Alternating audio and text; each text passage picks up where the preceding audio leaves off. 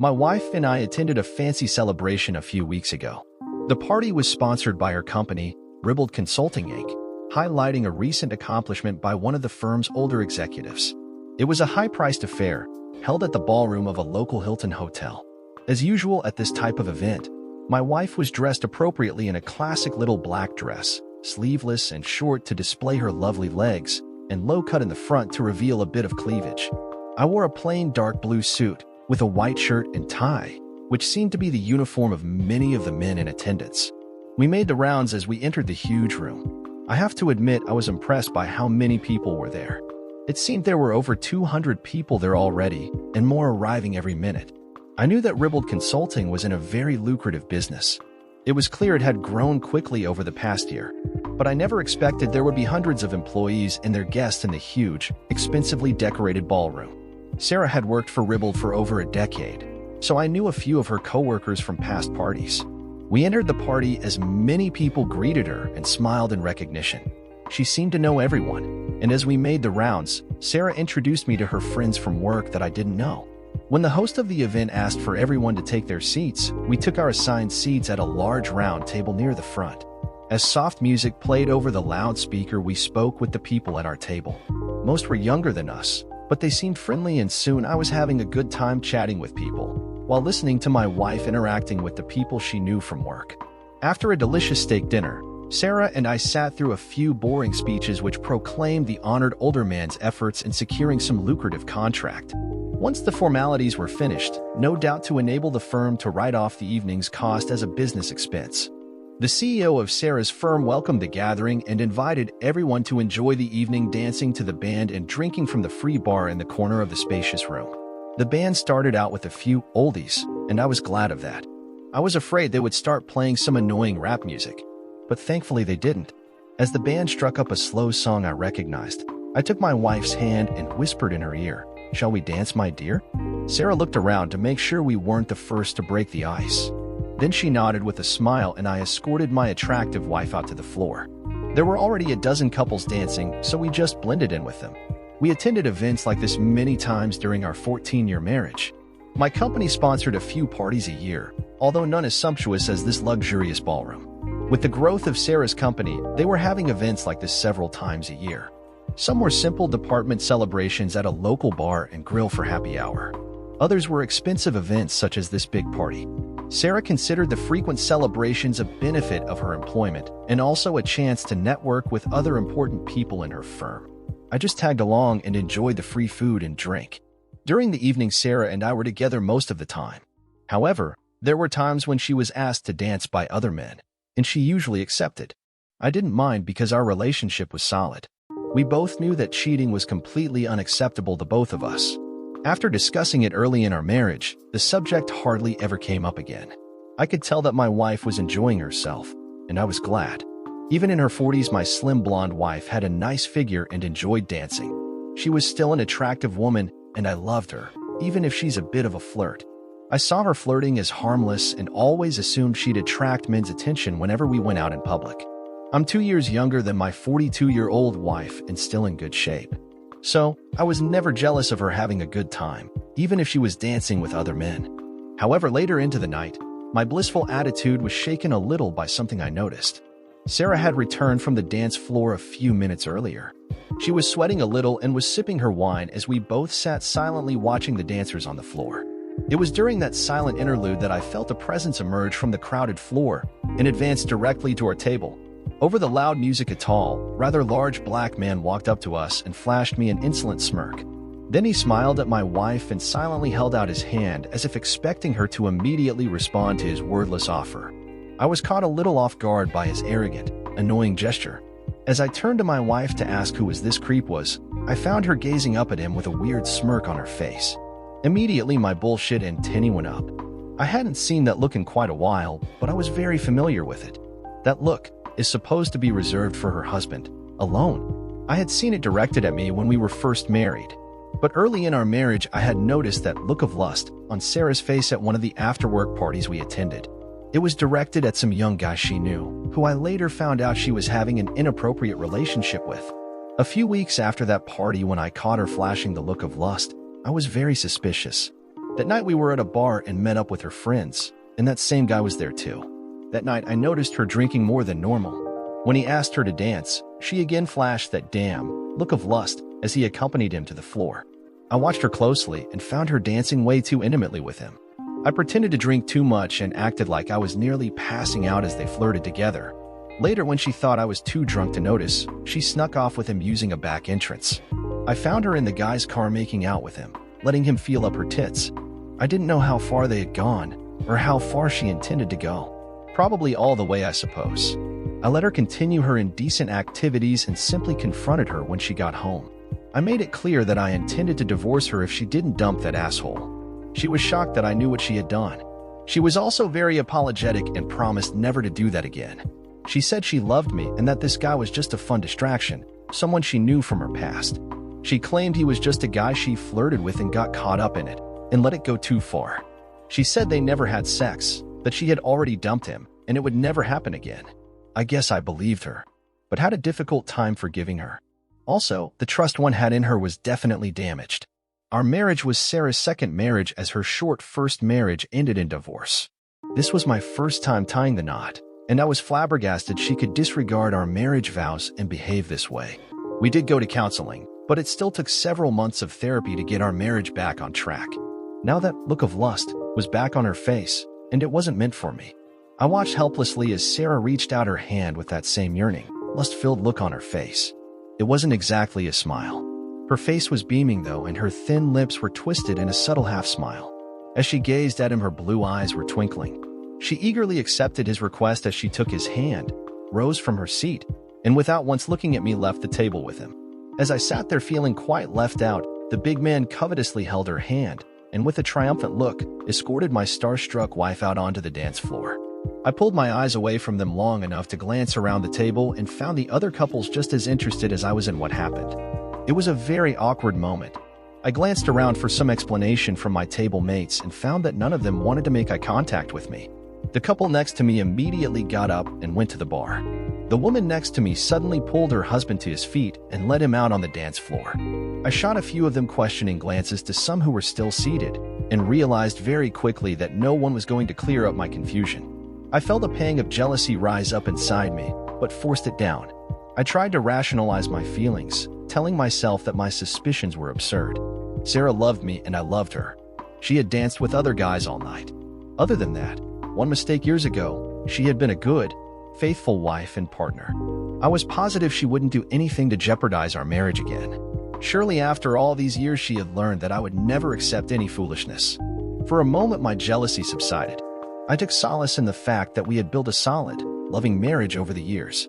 But as I watched my slender, middle-aged wife dancing a fast song with her tall partner, I couldn't help noticing her adoring glances up at his dark face. Sarah is a good dancer, and her slim body moving sensuously around the tall man had drawn many people's attention. When the song ended, I breathed a sigh of relief. I expected her to thank the man for the dance, as she had done all night, and return to my side in the privacy of our table. Instead, as the next song came on, the man pulled my smiling wife into a close embrace, for the next song was a slow, romantic one. It was obvious that neither of them had any intention of ending their dance. I wanted to go out and interrupt them, but I eventually decided to just let this play out. Her actions proved that she cared little about my opinion. As the man held her against his body, I noticed that his hands had drifted close to her buttocks, keeping her hips grinding against his. She didn't object to his embrace or wandering hands at all. On the contrary, she seemed to be enjoying herself very much. It was obvious she only had adoring eyes for her tall dance partner. I was pissed, but knew if she was doing something inappropriate again, I would find out soon enough. As the song continued, Sarah and her partner slowly drifted further into the crowded dance floor. I could no longer see them, but had suspicions that whatever they were doing wasn't something she wanted me to see. When that song ended, another slow song started right away. As I expected, Sarah never came back. In fact, it was 5 more songs before the crowded dance floor thinned out, and I saw my flushed, giggling wife, still in a tight embrace, dancing with her friend. As I waited impatiently for her return, some of the couples at my table returned. They were still glancing sheepishly at me and acted like they were embarrassed about something. Unable to wait, I turned to the woman next to me and asked, "Who is the tall guy that Sarah is dancing with?" I knew the woman worked with Sarah. She looked a bit agitated at my question. She cast me what I can only describe as a look of pity before her expression softened. Then she sighed in resignation and answered my question. "That's Mr. Jackson," the woman told me. "He's the new assistant director of sales that started with the firm a few months ago." "Jackson, huh? Does he have a first name?" Trayvon Jackson," she answered, adding, "Sarah works for him now. He's her boss." I blurted out with surprise. I wondered why my wife never told me about this. "How long has she worked for him?" "I think it's been a few months," the woman said.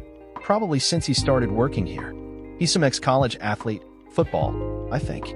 He was sent from another office and seems to be a favorite of the CEO. Since he's been here, he's taken over another department and seems to be on a fast track to upper management." The woman then said she had to use the ladies' room and excused herself. I think she just wanted to get away from me before I questioned her further. The music was still playing, this time a fast song. When I scanned the dance floor, which had thinned out considerable, I couldn't see Sarah anywhere. Then I glanced around the room and spotted her at a table across from the dance floor, sitting at Mr. Jackson's table. She had left me alone so she could join her black friend. I was pissed. There were several other couples at the table with them. Several black men and 3 white, giggling females. Sarah was laughing too at some amusing story that Jackson was telling the group. I made my way over to the table. There were empty shot glasses all around the large table, so I knew they were drinking, probably a lot. I could hear my wife saying something, and it sounded like she was slurring her words. As I approached them, Sarah saw me coming, and her laughing suddenly stopped. "Hi, honey," she called out as I grew closer. Her flushed face took on a more sober expression as she asked, "Are you having fun, Carl?" "Sorry to leave you alone, darling. I'm just having a drink with my friends. Have you met Trayvon yet?" I wasn't sure how to behave. Should I act like a clueless husband and just ignore her dismissive attitude toward me? Or should I make a scene, call her out in front of her so-called friends and her arrogant boss? I decided to take a middle road and acted a bit stiff as I consider her with a passive, curious expression. "No, I haven't." With a chagrined look, Sarah rose and moved to my side. She introduced me to her friends at the table. They didn't get up, and not one of them shook my hand. They all just waved and seemed quite amused by my presence. When she got around to introducing Jackson, the guy just squeezed my hand overly hard and with barely a nod in my direction and went back to ignoring me. The young woman next to him noticed the veiled insult and giggled. Without reacting to his insult, I announced, "Well, it's getting late, Sarah. I'm tired now and I'm ready to leave." Sarah was clearly surprised and irritated. Locking eyes with her, I asked, "Are you coming, dear?" "Now? Already?" she exclaimed, sounding a little drunk. "Yes, it's past midnight. I'm leaving right now." With a frown, she said, "I don't want to leave yet, Carl. It's still early. Why don't you go back to our table and I'll join you in a few? I want to talk to Trayvon for a few minutes about something." "Trayvon?" I thought suspiciously. "Not Mr. Jackson." She's sure acting friendly to a guy that she's working for. After ignoring me, dancing with him for the last half hour, and then drinking a shot or two at their table, it didn't seem like a normal business relationship. I was getting more upset. But instead of venting my frustration, I just shrugged and shot her a dismissive look. "Do what you want, Sarah. But I'm leaving." As I spun around and walked away, I could hear snickering behind me. Somebody said, laughing, "Just let him go, Sarah. I'll give you a ride home." I had my keys in my hand as I made my way rapidly toward the exit. Sarah's purse was still at our table. I knew she had to retrieve it before she left, so I was nearly to the parking lot when I heard my wife's high heels behind me clattering on the pavement. "Damn it, Carl. Wait," she cried angrily. She finally caught up, grabbed my arm, and tried to pull me around. I nearly yanked her arm off as I pulled away from her grasp. I walked so fast to our car that she had a hard time keeping up in her high heels. "Just get in," I told her gruffly as I opened my door. I unlocked her door after sliding behind the wheel. Usually, I'd open her door first as a gentleman should. But tonight, I was too upset and just waited until she trotted around the car, opened her own door, and slid into her seat. "That was so rude," she cried in a shrill tone. "What the hell's the matter with you, Carl? Everybody was laughing at how you behaved. I have to work with those people, you know. It's not even that late yet, and the band is still playing. What's wrong anyway?" I didn't want to tell her that my suspicions were tripped when I noticed her look of lust for her asshole boss. I just mumbled something that I was tired and I wasn't having a very good time watching her dancing with other guys. She complained about my impolite behavior for a while, but when she saw that I wasn't going to discuss the matter with her, she dropped it and we spent the rest of the ride home in tense silence. That night was the beginning of our problems. For the rest of the weekend, Sarah acted upset with me. We didn't speak very much. I did ask her why she never told me she now worked for an obnoxious, young black guy. She frowned, and her bitter response proved she didn't appreciate me demeaning her new boss. I guess she held the shithead in much higher regard than I did. During the next week, things improved a little. Sarah was still not going to admit that she had a crush on her boss. But I knew from that look that she did. She said she'd been moved into his department to work as his assistant, and didn't mention him because she didn't think I was interested in something so trivial. She was probably right about that. But that was before I saw her look of lust and the way the two were dirty dancing that night at the hotel. Things settled down over the next couple weeks. We had sex once or twice, but there was no real emotion in it. It was hardly making love. I hoped Sarah would realize how much I cared for her and would respect my feelings about cheating. When we did broach the subject of her inappropriate behavior that night, and she grew irritated and defensive. "You're just being childish, Carl," she accused me. "I have always danced with other men at parties and you never minded before. Your boss is different." I replied, "You two weren't dancing like friends that night. His hands were wandering a little too much, and you didn't seem to mind one bit." "Oh, you poor man." She laughed. "Maybe I did let him touch my ass. But so what? It meant nothing. Just a bit of fun, you know. You sound so damn insecure. Are you going to be jealous every time I dance with some guy now?" "No, just him. I don't like the way he acts around you." "You mean because he's an attractive younger man that notices I'm not so old or so bad looking?" She snapped back at me. "Or is it some racial thing you don't like him because he's black?" Her insolent smirk was hard to take. She knew very well that I was no racist. I just hated to see her acting like a love-struck teenager around some arrogant prick that seemed to be interested in getting into her panties. "That has nothing to do with it," I said, barely keeping control. "Well, whatever has you all charged up, you better get over it. I've been working for Trayvon for over 2 months now, and he's been a great boss. He's made it very clear that he appreciates my work. He gave me a bonus last month and has even put me up for a raise." That was news. Before I could react to that, she added quickly, "Oh, and by the way, Carl, I'm scheduled to go on a customer visit with Trayvon and 2 other sales reps the week after next." "Really?" I snorted. "Less than 2 weeks from now. That's pretty short notice, don't you think? When did old Trayvon plan that trip, my dear?" "The other night when you were dancing with him. It's been in the works for a while." She admitted, "I was going to tell you after the party, but you were moping around like a jerk, so I didn't. I've been waiting until you got over your little snit to let you know." "So, you and Trayvon are off together, huh? That's convenient." I shot back. "I guess you two will have lots of time to drink and dance while you're away from your boring old husband. How long will this trip last anyway?"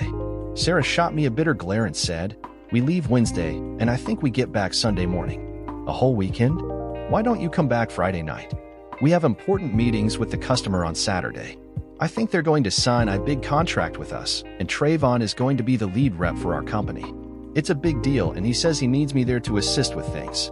"Damn it, Sarah. Can't you see that bastard is just trying to screw you?" I could tell by the way she acted he's just another kitty hound on the make. "No, he's not. You're just acting like a jealous fool." "A fool, huh? Tell you what, my loving wife, I want you to go to work tomorrow and ask HR for a transfer out of his department. He's just setting you up for an affair, and I won't stand by and do nothing while he screws up our marriage." Her eyes widened in surprise. I don't think she expected that. "I will not." "You're crazy, Carl. This is the best job I ever had. I won't give it up." "Oh, no. That's right. Forget it. I'm not quitting just so you'll feel better. You better get over this jealous shit right now. I'm making more money than ever, and I'm not leaving my job. Trayvon is treating me with the respect I deserve, and I'm not doing anything to mess it up. You better not either." That declaration ended our discussion. I tried complaining some more, but Sarah wouldn't listen and just shut me out. She marched out of the house, her purse in her hand, went to her car, and started to drive off. I chased her outside. "Where are you going?" I shouted. "We're not finished." "Oh yes, we are. I'm going out to dinner with Mary until you stop being such an insecure jerk," she told me bitterly. "I'll give you time to get your head out of your ass, and maybe we can talk then." As she left in a huff, I slumped down in my recliner feeling depressed. How quickly our relationship had devolved into arguing and suspicions. Was she going to start cheating on me again? I still remember the old saying, once a cheater, always a cheater. But after so many years together, I could hardly believe she was going to screw up again. Of course, I didn't actually catch her fucking that asshole many years ago, but she certainly behaved like she did. Now that I'd seen her with her boss, giving him that look that was reserved for me, I didn't trust her one bit. And she made it clear she didn't care what I thought. I guess the usual next step is for the suspicious husband to hire a private detective to put video cameras in her hotel room to get the evidence of her cheating. Then using that evidence go to a lawyer and sue her for every cent I could get. Afterward, I should reveal my martial arts training and challenge her boss to a fight and beat him to within an inch of his life. Unfortunately for me, I didn't have the funds to hire an expensive PI. I wasn't a trained SEAL and had no army buddies to take him out. I also never took any martial arts training. In fact, I haven't had a serious physical fight since I was in middle school. But I knew that despite my lack of resources to punish my wife and her lover, I wasn't going to stay married to a cheating, lying slut. I only had my suspicions so far. But the insolent way he behaves toward me was no illusion. I knew that look of lust on her face was proof something was going on in her head. If she hadn't fucked him yet, that guy was going to make every effort to do so. The week before she left on her trip with Jackson, we were in a silent tug-of-war over her job.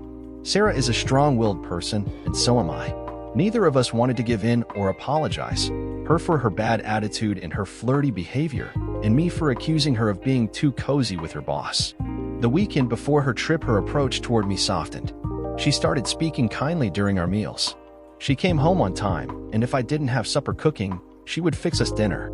After work, she changed from her office wear into some skimpy shorts and revealing tops. We hadn't had sex in nearly 2 weeks, and I was definitely horny. I saw her prancing around in her skimpy clothing and knew she was trying to seduce me before her trip, probably so she could leave without a guilty conscience. I admit I was turned on by my slender wife's subtle beauty. Sarah is no supermodel, and I'm no Brad Pitt either. She is, however, intelligent, attractive, and her slim body is still pretty nice for a 42-year-old woman. She has firm breasts, a fairly flat tummy, and long, shapely legs, which were on full display in the tiny shorts she would wear. I was angry she couldn't see my point of view and wanted nothing more than to get our relationship back to the loving marriage we enjoyed for so long. I was debating whether I should just give in or pout and hold out until she agreed with me. The worst thought was that if we didn't have sex, she'd be so horny on her trip she'd be easy pickings for a sleazy jerk like Jackson to take advantage of. So, the last night before she left, I finally gave in and we had sex. I wanted to make slow, romantic love with my wife, but it ended up being a pretty frantic session. My frustrations were sated, but my suspicions were not. It was early Wednesday morning of her trip when she began packing her suitcase. At 9 o'clock sharp, the taxi came to take her to the airport. I wanted to drive her, but I had to work that day. I left a little late so I could kiss her goodbye and wish her luck. Inside, I was dreading this trip, but by now there was nothing I could do. When her bags were loaded in the taxi, Sarah turned to me with a perplexed look. "Don't worry, Carl," she said. "I love you, darling. Only you. Last night was so wonderful. Thank you for trusting me. You have nothing to worry about." "I hope not. I love you too, baby, so much." I told her truthfully. "I'm gonna miss you a lot." "Me too, my love. But please don't be jealous. Nothing bad will happen, I promise. It's just a business trip, nothing more. Before you know it, I'll be back home in your arms, and we can continue what we started last night." As she drove away, there was a painful knot in my chest. Despite her promises, I knew that her shit boss would be after her. He was a sleazebag and was just leading my gullible wife on. I only hoped she would smarten up before that guy ruined our wonderful relationship. Wednesday night was tough. Sarah realized how nervous I was and called me twice that day. Once when she arrived at her hotel, and again that evening after she had dinner with her coworkers. I deliberately didn't mention anything about her asshole boss. We just chatted about how nice her room was and how excited she was to have a part in the negotiations with her clients. She said she appreciated the responsibility that her boss had given her and she would try to do her best. I just told her in a relaxed tone that was nice. Then we exchanged, "I love you," and hung up. I could hardly sleep at all that night. Thursday at work, I was useless. I messed up a couple orders and my manager chewed me out. I hated screwing up, but I was so nervous about Sarah's trip I could hardly think straight.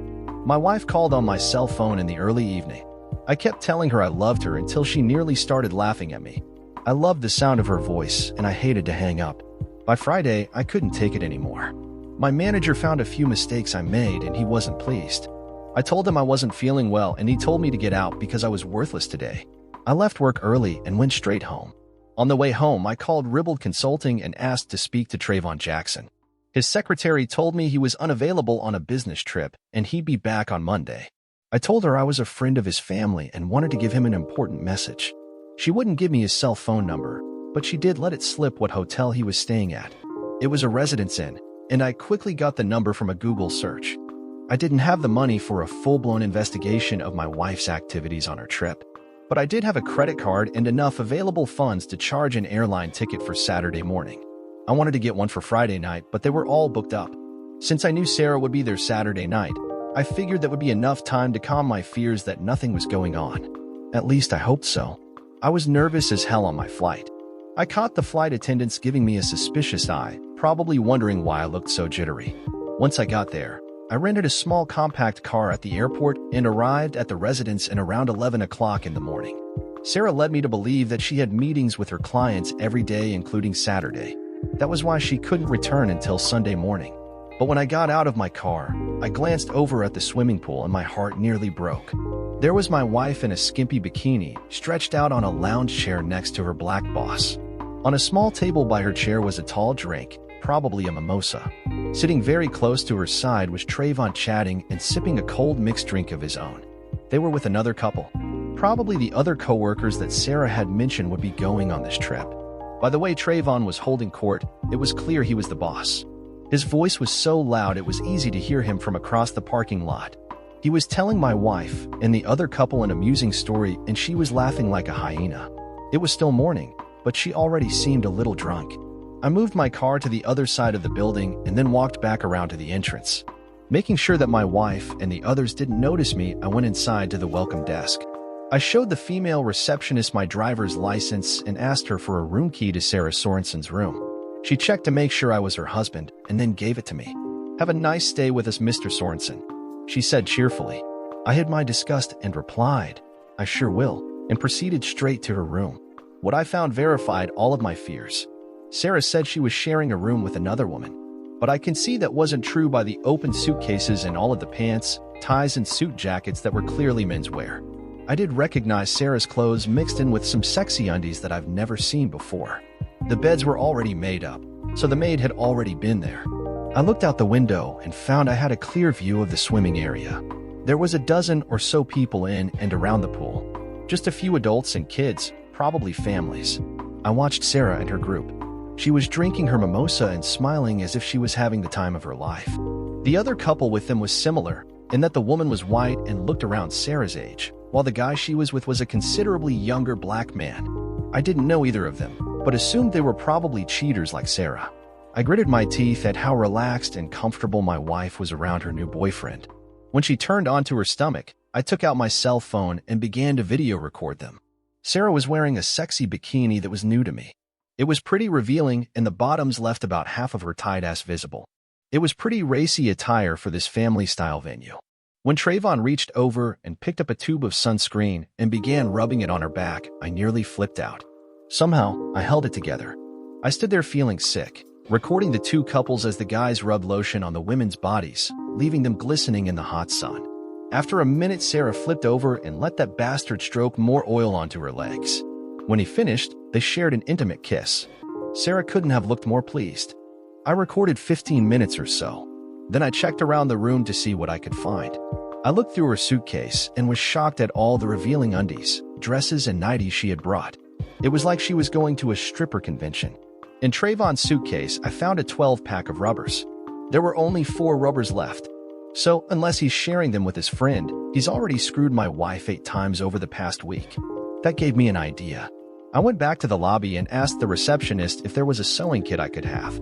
She directed me to a coin machine around the corner that had some emergency items you might need on a trip. Along with toothpaste, toothbrushes, nail clippers, and other such items was a small sewing kit for emergencies. I quickly purchased it and went straight back to the room.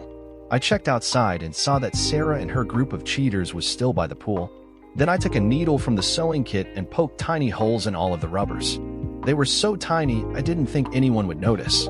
I knew Sarah wasn't on the pill because she had a reaction to whatever drug was in them.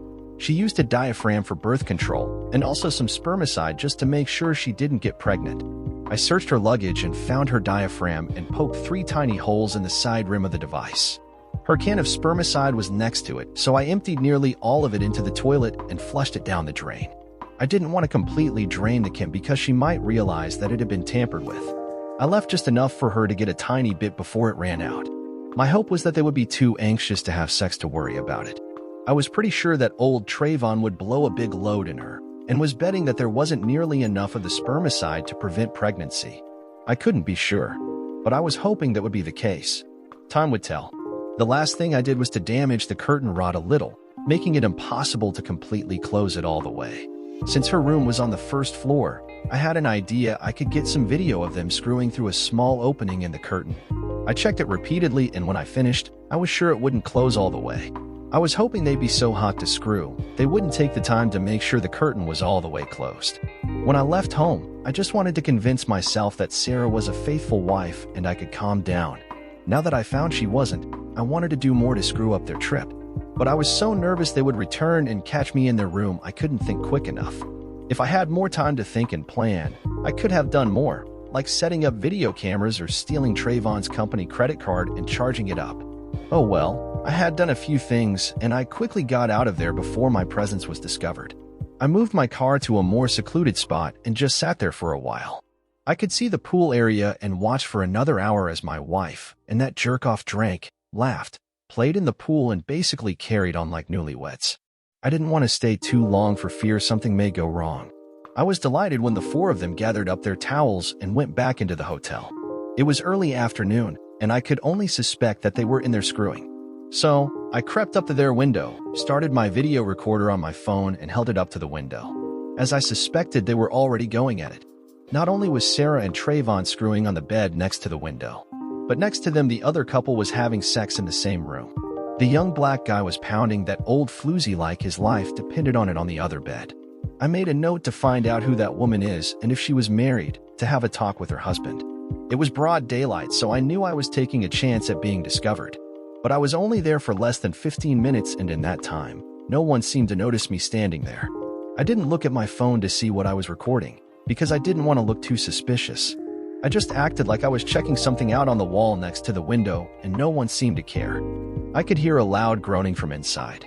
So just before I left, I glanced inside and my heart nearly stopped.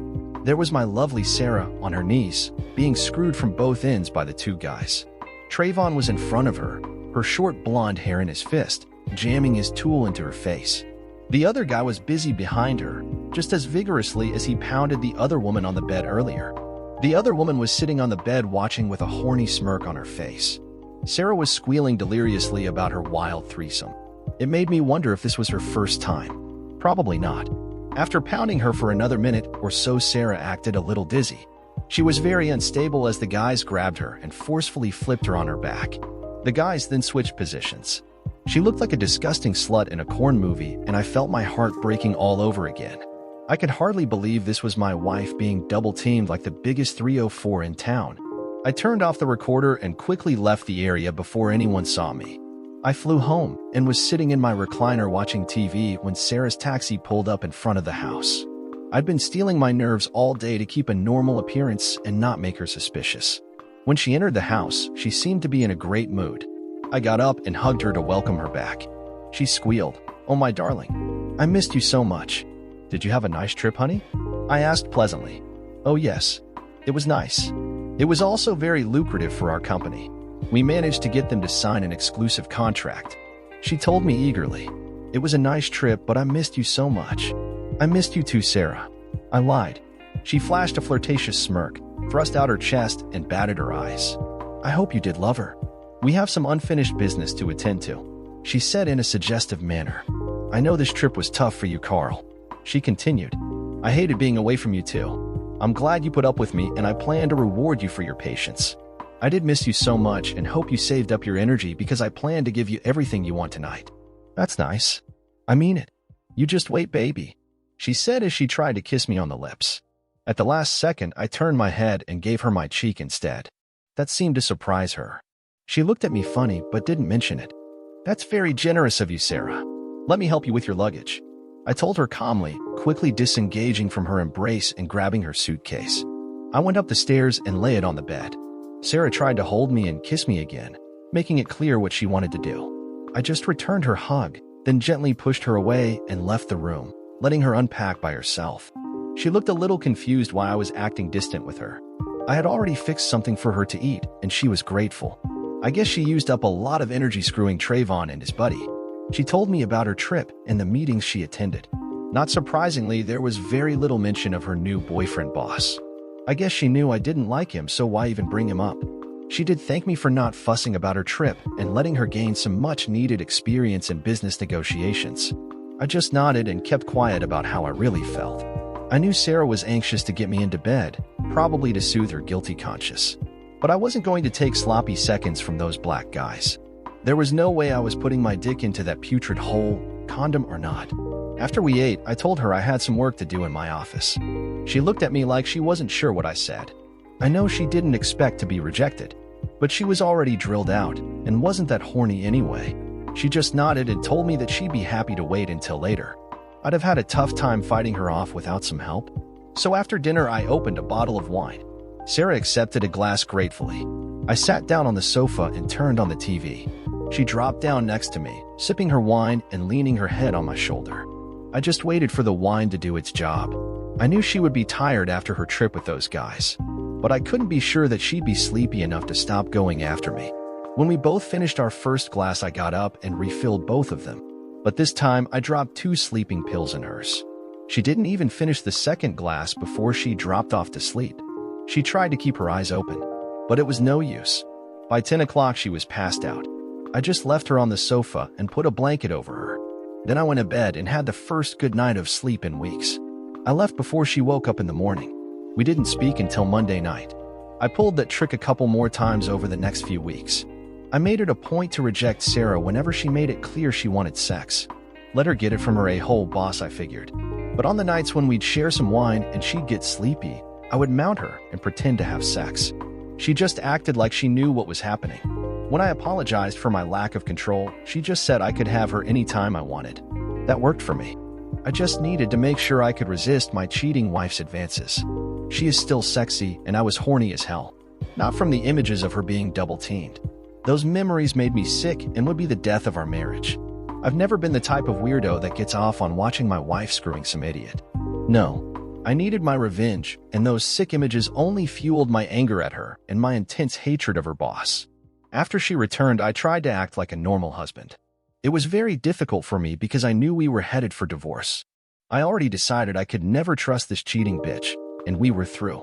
I just acted like a clueless idiot, and we chatted casually over dinner about her day. Sometimes we made plans for the weekend, going out for dinner at a restaurant she liked. I even took her dancing a couple times. We spoke about her job and both of our career aspirations. But there was no more talk of her quitting her job or transferring out of Trayvon's department. She didn't mention it either and was glad that I didn't bring it up anymore.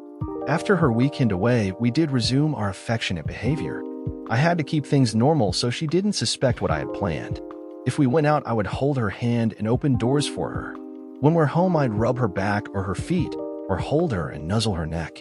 She liked that. There wasn't any making out, but sometimes I'd kiss her after she brushed her teeth before coming to bed. That was the only time, because I worried who else she was kissing, not to mention what kind of filthy tool she was sucking. It was almost a month later when she informed me that she was going on another business trip.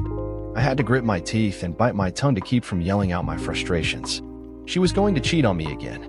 Keeping a steady attitude, I purposely didn't ask if Trayvon was going. Since she didn't tell me one way or the other, I assumed he was. I acted sad to have her away from me, but I wasn't nearly as adamant about her not going as I was before her first trip. By now, I accepted that she was continuing her affair, and no amount of pleading would get me anything except denials. It broke my heart that she was throwing away 14 years of a happy marriage. But there was nothing I could do about that.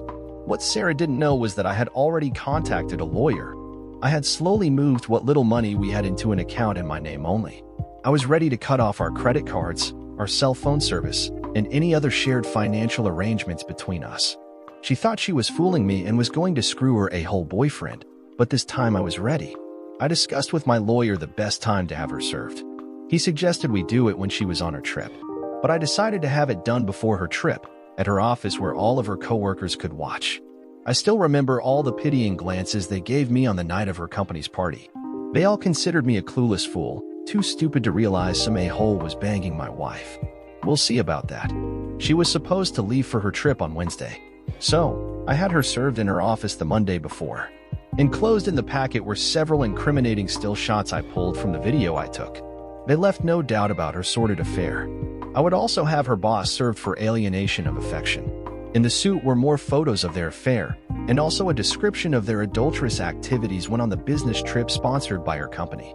She and her boss were cheating on that trip and were using the company credit card to fund their affair. I was sure that would get her upper management's attention. If that didn't raise a fuss, then the lawsuit against her company would. We sued their company for not enforcing the morals clause of her hiring contract. We had affidavits of her coworkers who said they carried on their affair with the full knowledge of dozens of people. At 10 o'clock Monday morning, I received a call on my cell phone. "Hello," I said calmly, knowing it was my wife. "You effing stupid jerk," Sarah screeched into my ear. "Good morning to you too, darling. What the hell did you do?" She cried in anger. "You asshole. This is, oh damn you, Carl. I can't. Why embarrass me in front of the whole office? You mean like you've been doing to me for the past few months, cheater?" I replied with venom. "You've been effing that bastard even after I told you what he was after. You're just too stupid to listen." I heard her sob for a moment. Then there was silence before she spoke. "Carl, I don't know what you're thinking. I'm thinking you want to replace me, bitch. Do you love him?" "Love him?" She cried in disbelief. "Well, do ya? You're screwing him." She let out a demonic laugh, then snarled, "Oh, that's so effing funny, you stupid jerk. I don't love him, you idiot. I love you. I've always loved you. Trayvon's just helping me in my career. That's it. He's a means to an end. He means nothing to me. Nothing. The sex was just a little distraction. You haven't been doing your job in the bedroom, so I guess I needed a little entertainment on the side." In a calmer tone, she said, "We can get past this. Don't do this to us. There's no reason for a divorce. I feel like you just threw away a pretty good marriage." "I didn't. I just lost my head for a while, honey. Please, let's talk about this. Don't do anything rash, baby. I'm coming home right now so we can talk. Don't bother. I don't want to see you, Sarah. I had the locks changed. Your key won't work. If you check the paperwork, you'll find an order of protection against you and your filthy boss. Just stay away. Please, let's talk, Carl. We can get past this. I know I screwed up, but you can't be serious about just kicking me out after so many years. I warned you, bitch, and you didn't listen. But I'm listening now. I love you. I'll always love you." I was about to say more, but there were some noises on her end. I could hear some guy telling her to accompany him to go somewhere. I figure her management team has already gotten my lawsuit and needed to speak to her. "Listen, Carl.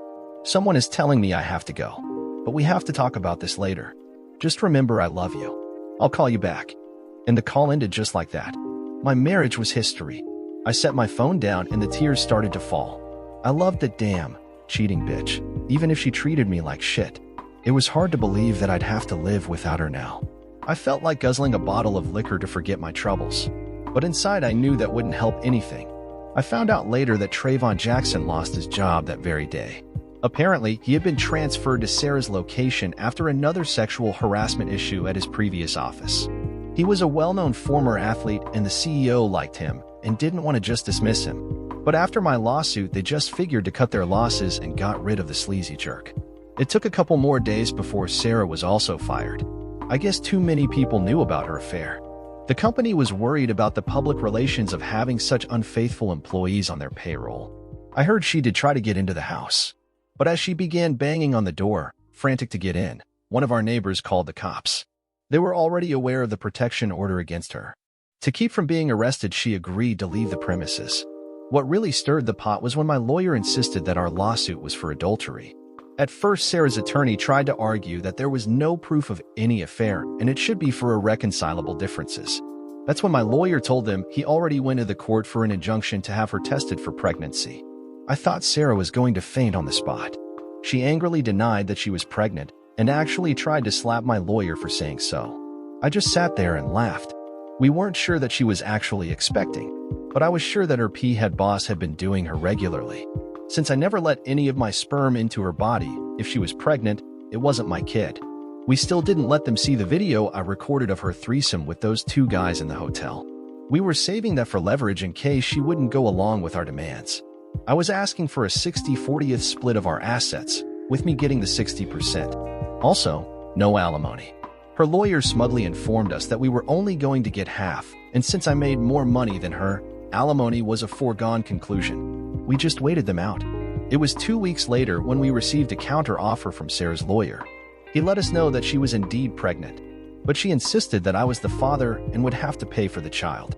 We were also informed that it had to be a 50-50 split of the assets and they would be insisting on alimony or we'd go before a judge to figure it out. In the meantime, her lawyer got the protection order lifted and Sarah was allowed to enter our house with a sheriff to get her personal belongings. She also was allowed to get half of our money back. I agreed to both conditions. When she arrived at our house, my lawyer was there, but I wasn't. He told me that she was upset that I wasn't there because she wanted to talk to me. He just told her that wasn't the deal and she had 1 hour to get her things and then get out. 6 weeks after she was served, I got a call from Sarah. Unlike the first time we spoke, this time her attitude was very conciliatory. "Hello, Carl. Can I speak to you, please?" "What is it?" "I just want you to know that I'm so terribly sorry for everything. I know it was all my fault, and I wish you would let me speak to you in person." "I don't think that's a good idea, Sarah. My lawyer says." "Oh, screw your lawyer, Carl. I'm your wife. At least for a while. Why can't we sit down and discuss the situation like adults? I know I fucked up badly, and I'm so incredibly sorry for everything." There was a pause, and I could hear her sobbing a little. "You know I lost my job." "Yes, I heard. And now that everybody know about my affair, it's going to be real hard for me to find work. Everybody blames me and, oh shit, I said I wouldn't cry anymore, but..."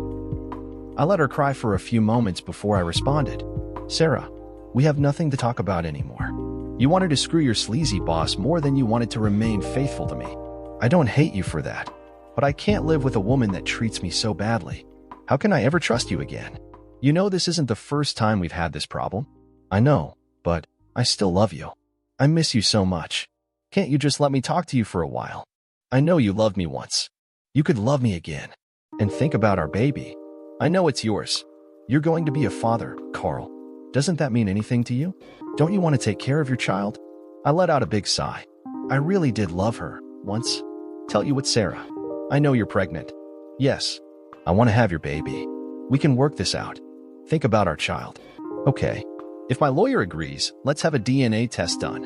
I don't want to give you any false hope of us working this out. But if the child is mine, that will change everything. I have to know." "Oh yes, honey," she exclaimed. "That's all I'm asking for. Just give me a chance to make it right. We can still be a family. I know I'm a little old to be a mother, but it won't matter if we're together. I promise to be the best mother and wife you'll ever see." "Okay, Sarah. I'll talk to my lawyer and set it up." "Oh, thank you, darling. Thank you. You won't regret this, Carl. You'll see. I love you so much." I hung up the phone. I know it was cruel, but I had to end this. Stringing her along would be even more cruel. There was no going back, and she needed to know. We found out a week later that the baby wasn't mine. I knew it all along, but I needed Sarah to know too. To say she was upset was an understatement. She called me again, but spent nearly the whole conversation crying and saying she was sorry. I just hung up on her. My suit against her company resulted in a large cash payment, as long as I kept the details of my wife's affair quiet. My lawyer took a huge cut, but there was still plenty of money left over. I did send them information about the other 2 cheaters on that business trip. I heard later that both of them were fired too. I debated whether to find out if the other woman was married, but at this point I was pretty disgusted with the whole thing and decided to drop it. On the date of our final divorce settlement, I showed up at the courthouse and saw my ex-wife. She was wearing maternity clothes and her belly had swollen up until it was huge. She looked like she had gained 50 pounds. She saw me from across the room as she waddled into her seat by her lawyer. She waved at me and flashed a nervous smile. I just nodded and turned my attention to the judge. He ordered the divorce to go through the way it was written, which was for me to get the 60% and pay no alimony. I did feel sorry for Sarah because her boyfriend had skipped town, as I always thought he was a useless, slimeball loser. Now he was also a deadbeat dad. Despite her lawyer's efforts, they couldn't find him. When the gavel sounded, our divorce was final. No one really made out in the end. I loved my wife and hated losing her.